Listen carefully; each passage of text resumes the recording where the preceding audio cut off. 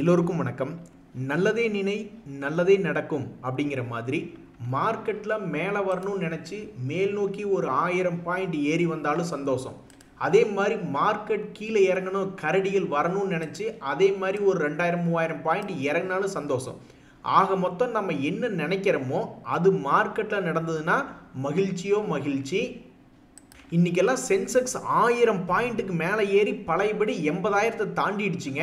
நிஃப்டியுமே சலச்சவன் இல்லை, 24,278 point plus 371 point அப்படின்றது ஏறி இருக்கு. ஆனால் என்றைக்குமே நம்ம உஷாராக இருக்கணும். அதுலேயும் ரொம்பவும் அதிகமாக பணம் போட்டு வச்சவங்க, ஒரு 10 லட்சம் 20 லட்சம் 1 கோடி 2 கோடின்னு பணம் போட்டு வச்சவங்க எப்போவுமே உச்சத்தில் இருக்கும்பொழுது ரொம்ப கேர்ஃபுல்லாக இருக்கணும். ஏன் அப்படின்னா மார்க்கெட் ஏறினதுக்கு முதல் முக்கிய காரணம் என்ன அப்படின்னு பார்த்தீங்கன்னா, வேர்ல்டு மார்க்கெட்டில் இன்றைக்கி எடுத்து பார்த்தா ரொம்பவுமே பாசிட்டிவ்லாக இருக்கான். சைனா ஹாங்காங் மார்க்கெட் மட்டும்தான் மைனஸ், மற்றவங்க எல்லாம் பாசிட்டிவ். அதே மாதிரி யூஎஸ் டாலர் இண்டெக்ஸ் எடுத்து பார்த்தோம்னு வச்சிங்களேன், அவனும் கீழ் நோக்கி இறங்கிக்கிட்டு இருக்கான், 107 இருக்கான். ரெண்டாவது காரணம் என்னன்னு பார்த்தீங்கன்னா, மார்க்கெட் டெக்னிக்கலாக ஒரு குறிப்பிட்ட சப்போர்ட் லெவலில் இருந்தான்.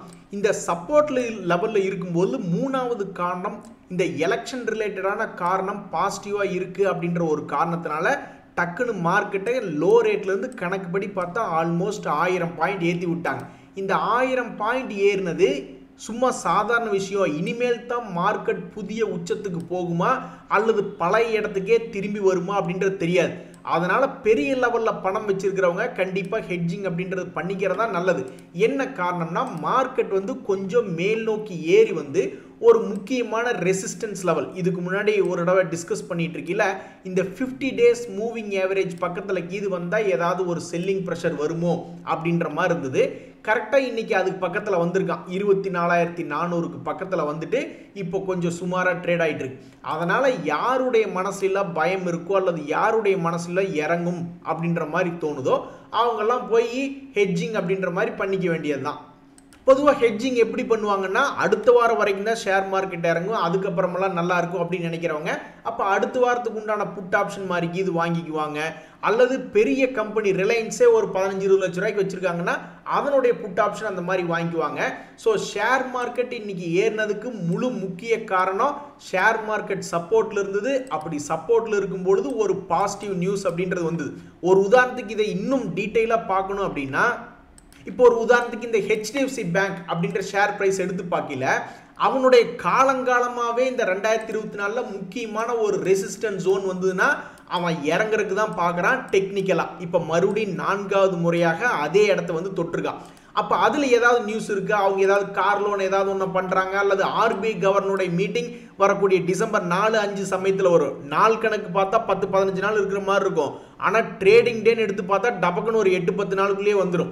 ஸோ அது மாதிரி ஏதாவது ஒரு முக்கியமான நியூஸ் வரையில் இந்த HDFC பேங்க் பழையபடி அந்த ஒரு குறிப்பிட்ட ரெசிஸ்டன்ஸில் இருக்குது.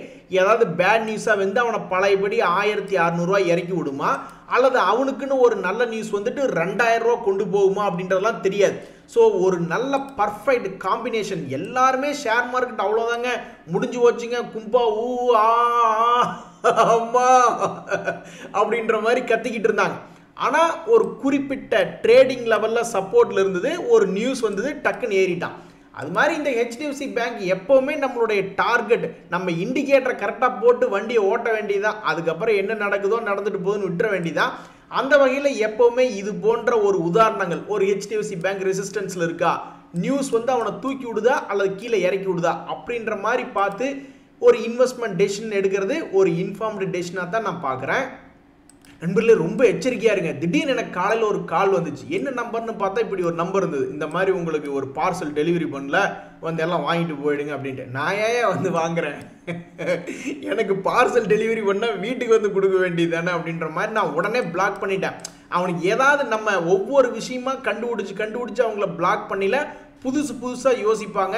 ஸோ எதாக இருந்தாலும் சரி நீங்கள் ஃபஸ்ட்டு டினை பண்ணுங்கள். அவங்க ஒரு 10-15 கால் அடித்து மற்றபடி ஃபிசிக்கலாக ஏதாவது ஒரு வெரிஃபிகேஷன் நடந்து உங்களை ஏமாற்றவே முடியாது அப்படின்ற ஒரு கட்டம் வர்ற வரைக்கும் நீங்கள் அடுத்தவங்களை நம்பி போயிடாதீங்க.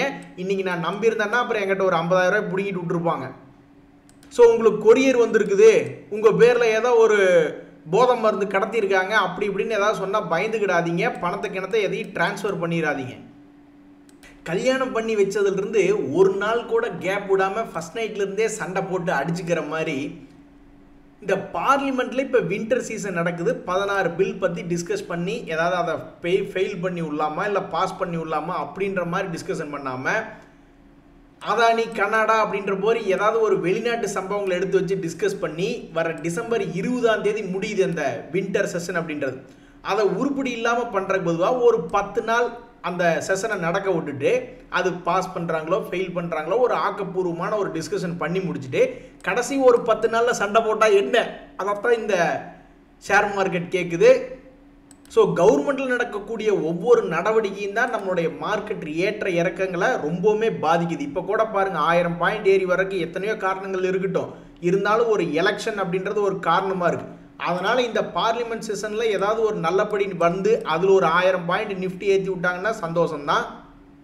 நண்பர்களே, இன்னைக்கு வேற லெவல் மார்க்கெட். நிஃப்டி 50 இண்டெக்ஸ்லாம் எடுத்து பார்த்தோம்னு வச்சுங்களேன், அடேங்கப்பா எத்தனை ஸ்டாக்ஸ் எவ்வளவு அருமையான ரெக்கவரி. பிஎல் எடுத்து பார்த்தா 5%, ஓஎன்ஜிசி ஒரு 5%, அதானி என்டர்பிரைசஸ் ஒரு 4%, எல்என்டி ஒரு 4%ன்னு ஒரு அருமையான ரெக்கவரி கொடுத்துருக்கு மார்க்கெட். இன்னைக்கெல்லாம் போய் மைக்ரோ கேப் ஷேர்களையே பார்க்க வேண்டியதில்லை. ஏன்னா மார்க்கெட் நல்லா இருந்ததுன்னா இந்த மைக்ரோ கேப் ஷேரில் வந்து 150 ஷேருக்கு மேலே இருக்குது. அதில் ஏதாவது ஒரு 10%, 20% ஏறின பங்குகள் ஏதாவது இருக்குது. ஆனால் இன்னைக்கெல்லாம் அதை போய் பார்க்கணுன்னு அவசியமே இல்லை. சில மிட் கேப் பங்குகள் எடுத்து பார்த்தாலும் சரி, சில ஸ்மால் கேப் பங்குகள் எடுத்து பார்த்தாலும் சரி, அவங்களே 7%, 10%ன்ற மாதிரிலாம் ஏறி இருக்காங்க. அதுலேயும் முக்கியமாக இந்த எல்ஜி அப்படின்ற ஸ்மால் கேப் கம்பெனி எடுத்து பார்க்கும்பொழுது 12% ஏறி இருக்கான். நண்பர்களே, இன்னைக்கு என்ன தெரியுங்களா சோகம், ரொம்பவுமே ஃபேமஸான கம்பெனிகள் இந்த நேஷனல் நியம், ஜேஎஸ்டபிள்யூ ஸ்டீல் போன்ற பங்குகள்லாம் பாவம் 4% கீழே இறங்கியிருக்காங்க. ஏதாவது கூட்டத்தில் கோவிந்தா போட்டு மேல் நோக்கி வந்திருந்தா கூட இன்னைக்கு ரொம்ப சந்தோஷமாக இருந்திருப்பாங்க. பட் இருந்தாலும் முன்னணி ஃபேமஸ் கம்பெனிகளில் ஏதாவது மனசு வலிக்கிற மாதிரி இறங்கியிருக்கு அப்படின்னு பார்த்தா இந்த நேஷனல் நியம், ஜேஎஸ்டபிள்யூ ஸ்டீல் போன்ற ஷேர்லாம் இறங்கியிருக்கு. அதே சமயம் இந்த சக்தி பம்பு பார்த்தா என்னடா 80% கிராஷ் ஆயிடுச்சு அப்படின்ற மாதிரி தோணும். அது அப்படி கிடையாது. ஒரு ஷேர் வச்சிருந்தா அவங்களுக்கு 5 ஃப்ரீ ஷேர் கிடைக்கும், போனஸ் ஷேர் அப்படின்றது கிடைக்கும். அப்போ மொத்தமாக 6 ஷேர் ஆகிடும் இல்லையா. அப்போ இந்த 5 ஷேர் வந்து சேர்ற வரைக்கும் நம்மளுக்கு அது லாஸ் மேக்கிங் மாதிரி காமிச்சிக்கிட்டு இருக்கும். அதனால தான் இந்த சக்தி பம்ப் அப்படின்ற ஷேர் ரொம்ப டிராஸ்டிக்காக இறங்கின மாதிரி காமிக்கிறாங்க.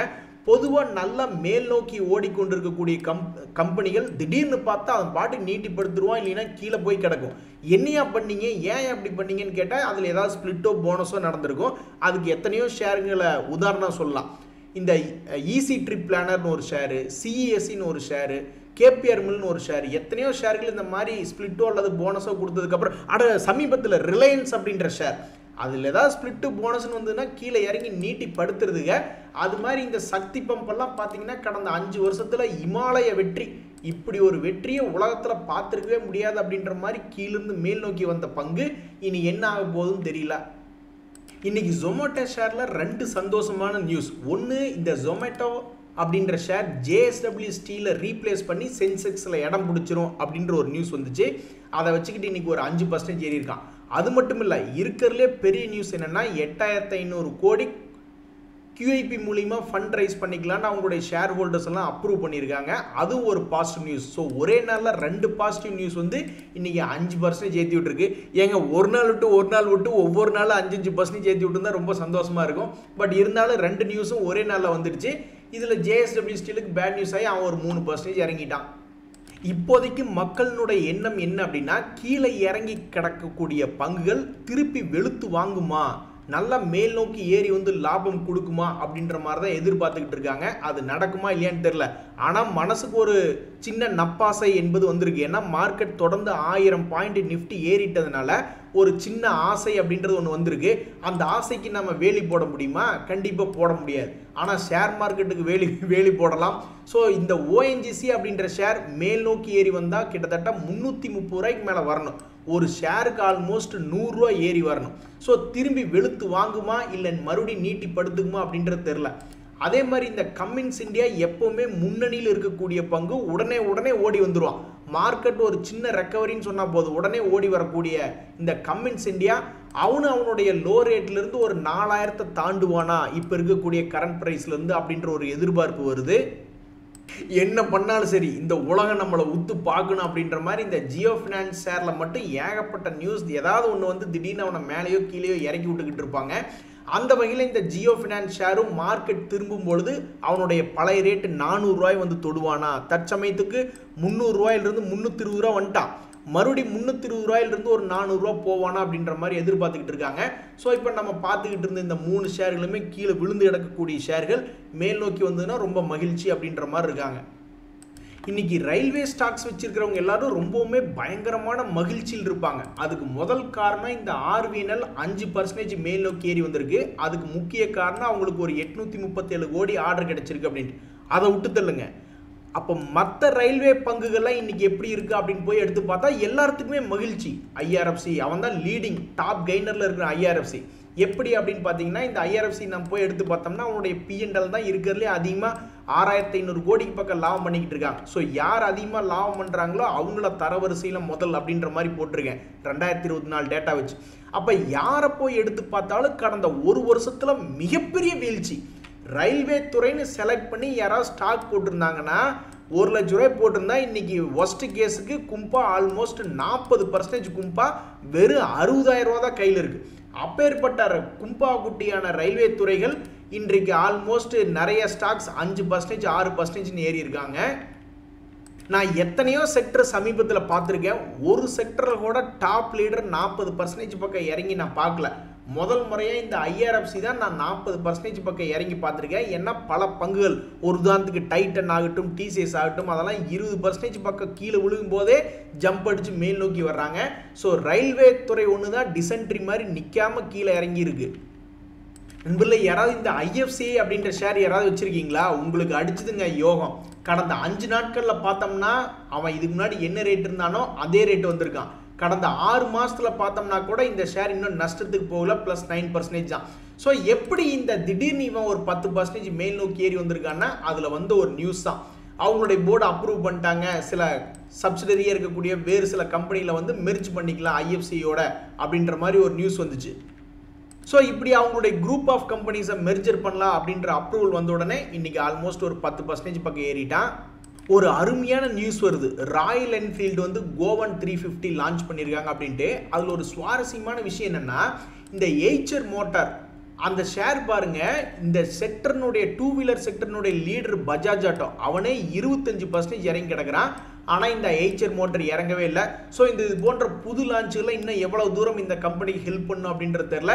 இப்போ வரைக்கும் நல்லா ஸ்ட்ராங்காக இருக்கக்கூடிய கம்பெனி புதுசாக ஒன்று லான்ச் பண்ணியிருக்கு கோவன் லாஜிக் அப்படின்றது. ஸோ இந்த ஷேர் வச்சிருக்கிறவங்களுக்கு இது ஒரு சந்தோஷமான நியூஸ்.